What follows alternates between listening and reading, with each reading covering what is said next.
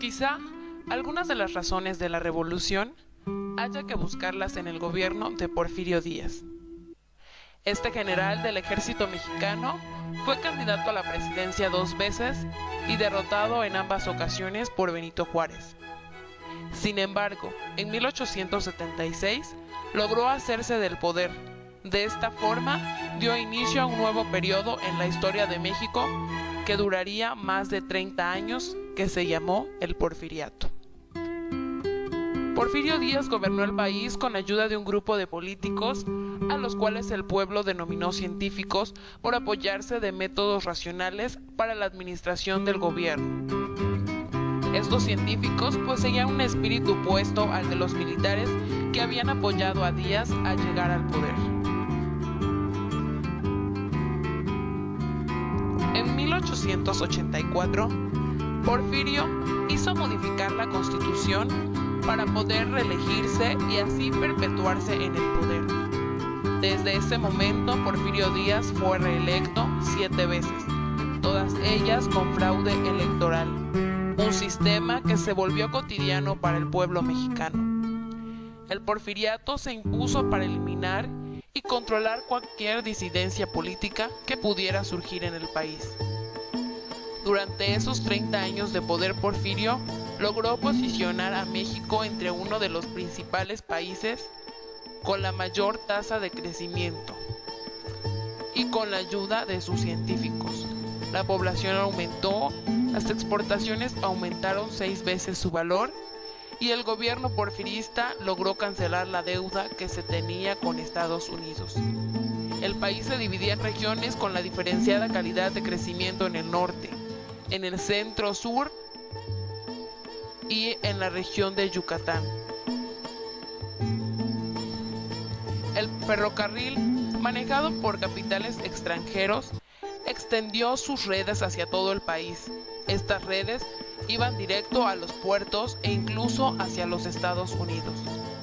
Se hicieron adelantos tecnológicos y mecanización de manufacturas, y de esa forma las haciendas crecieron en tamaño como en población, debido a la ley de desamortización de tierras, y las comunidades indígenas fueron perdiendo sus campos. Esos campos que fueron comprados a muy bajo costo por las haciendas. Así, los campesinos tuvieron que emigrar hacia otras regiones para conseguir trabajo o mudarse dentro de las haciendas, donde se acomodaron como asalariados por casa y comida. De esta manera, el país se fue polarizando en clase trabajadora dominada y clase pudiente poderosa. El gobierno de Porfirio Díaz se vanagloriaba de mantener a México unido y en paz. Sin embargo, mucha gente pensaba que el costo de esa paz era demasiado alto.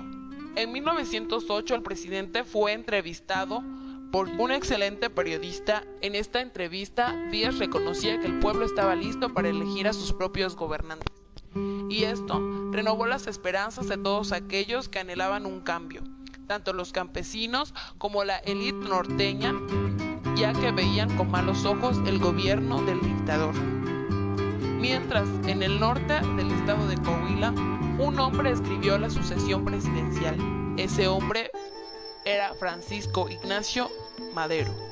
Era un empresario agrícola y político coahuilense, nacido en el seno de una familia acomodada. Tras las declaraciones de Díaz y la publicación de su libro, Madero creó el Partido Antirreeleccionista para competir contra el mismo presidente Díaz, que ya había cambiado de opinión y quería presentarse en las elecciones. El Partido Antirreeleccionista recibió el apoyo de los reyistas desilusionados. Pero Francisco y Madero pretendía lograr para su estado la autonomía local que el gobierno central impedía al imponer los gobernantes desde la Ciudad de México. Una vez lograda la autonomía, Madero lograría acceder al poder político. Porfirio Díaz pensó al principio que Madero no podía ser problema y que con las elecciones arregladas ganaría tranquilamente. Pero el opositor seguía ganando adeptos y en su paso por la ciudad de San Luis, el gobierno decidió apresarlo bajo los cargos de rebelión y ultraje a las autoridades. Así, En la cárcel Madero no podía ser electo. Las elecciones se llevaron a cabo el 21 de junio de 1910 y Porfirio Díaz eligió presidente nuevamente mediante el fraude. Madero logró escapar de la prisión y se refugió en la ciudad de San Antonio, Texas. Ahí se juntó con varios líderes de los clubes antireeleccionistas y se creó el Plan de San Luis, en el cual se cita a un día preciso y hora exacta para que se armara la revolución, el día 20 de noviembre de 1910. Madero envía copia del Plan de San Luis a todos los clubes antireeleccionistas para que juntos consiguieran la victoria.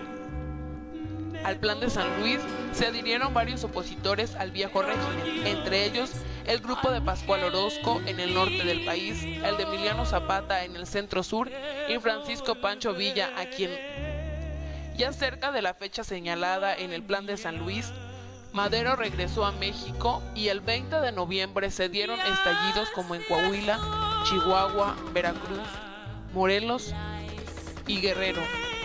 Y esto fue lo que estalló la Revolución Mexicana.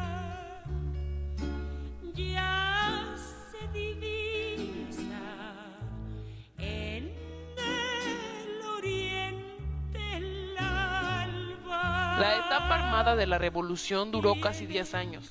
Las pérdidas en vidas humanas arrojan fuertes cifras entre 1.5 y 3 millones de personas, computando bajas en combate, desaparecidos y muertos por el hambre y enfermedades.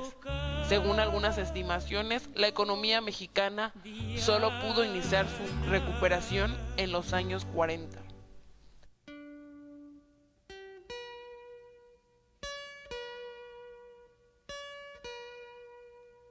Horas después,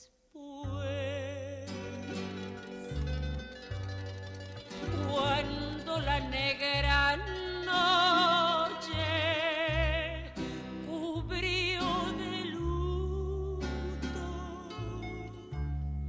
el campo de batalla, a la luz de un vivac. A fines de los años 20, la revolución se institucionalizó con el partido oficial, el PNR, Partido Nacional Revolucionario, luego llamado PRM, Partido de la Revolución Mexicana, y finalmente PRI, Partido Revolucionario Institucional, y se transformó en una verdadera máquina electoral. Las desigualdades que siguen marcando a la sociedad mexicana hasta el día de hoy, tanto en el campo como en la ciudad, han provocado que las ideas de Zapata no pierdan actualidad y sigan movimientos rebeldes. La Revolución Mexicana fue la más larga y sangrienta revolución de América. Duró de 1910 a 1920 y cobró cerca de 1 millón de muertos y exiliados al pueblo mexicano. Hombres, mujeres, niños, campesinos, obreros, militares, burgueses, hacendados, políticos, todos por igual lucharon en contra y a favor de un poder central para crear el país que hoy conocemos.